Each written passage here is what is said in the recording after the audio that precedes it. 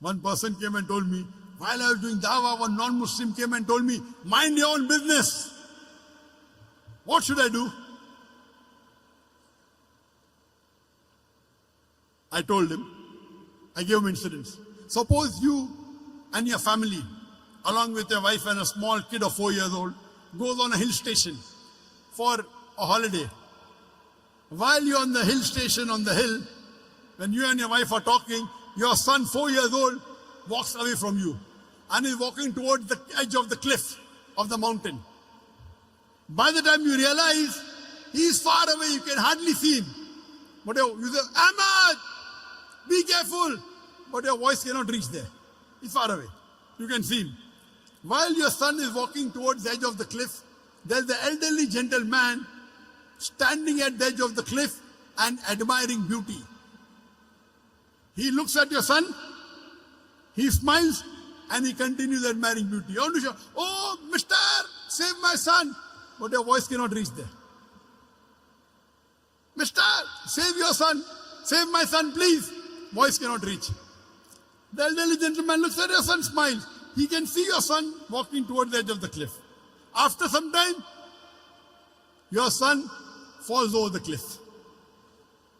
When you go to that man and tell him, why didn't you save my son? He gives the reply, I was minding my own business. And he's right. He did not push your son, did he? No. Did he tell your son to jump? No. So why should you blame him? He did not tell your son to jump. He did not push your son. Yet you will blame him and tell him, Allah gave him hikmah. He could have saved my son easily. He didn't even have to take a step forward. He only had to stretch his hand and my son would have been saved. Will you blame him or not? Yes or no? You will tell this person, my son is masoom. 4 years old, he doesn't know. This elderly gentleman could have easily saved him. He says, no, I was minding my own business.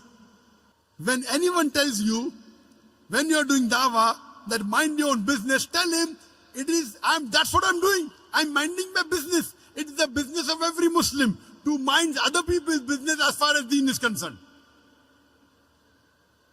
Let me repeat.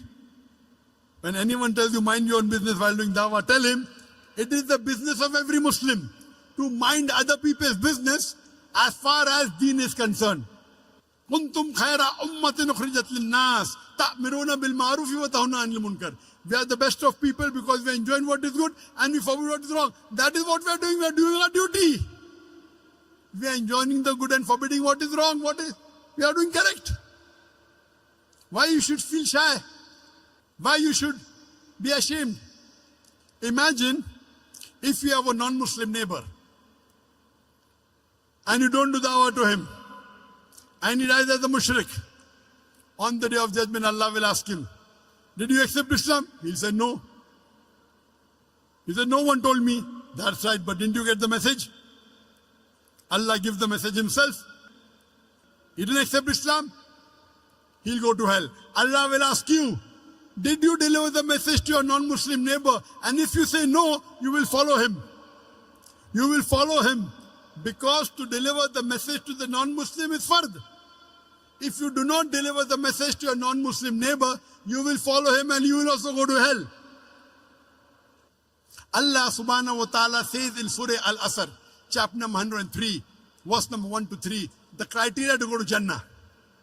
Rahe Nijad, the way to paradise. Allah says, Wal Asr. Innal insana lafi khusr. Illa alladhina amanu wa amilu salihati wa tawasaw bil haqqi wa tawasaw bis sabr. By the token of time, man is verily in a state of loss. Except those who have faith, those who have righteous deed, those who exhort people to truth, and those who exhort people to patience and perseverance. There are minimum 4 criteria required for any human being to go to Jannah. Number 1 is Iman, belief, faith. Number 2, Amal Salihat, righteous deed. Number 3, Watawasaw bil Haq, inviting people to truth, doing dawah and islah. And the 4th, Watawasaw bil Sabr, inviting people to patience and perseverance. There are minimum 4 criteria required for any human being to Jannah. If anyone is missing, under normal circumstances, you shall not enter Jannah. You may be a very good Muslim. You may be praying 5 times a day. You may be having a mark on the forehead. You may be fasting in the month of Ramadan. You may be giving zakat. You may have gone for Hajj. But if you don't do dawah, according to Surah Al-Asr, chapter number 103, verse number 1 to 3, you shall not enter Jannah. You have to pass in all 4 criteria. If you only dawah, also all 4 are important. Iman, righteous deed, dawah and islah, and inviting people to patience and perseverance. If anyone is missing, you shall not enter Jannah. All 4 are required. If you don't do dawah and Allah wants you to put you in Jannah, that's Allah's prerogative. He can forgive your sin and put you. But under normal circumstances, if you don't do dawah, according to Surah Al-Asr, you shall not enter Jannah. It's the fard, it's the duty of every Muslim that he should convey the message of Islam to those who are not aware of it. Dawah is fard in Islam. At least a part-time da'i.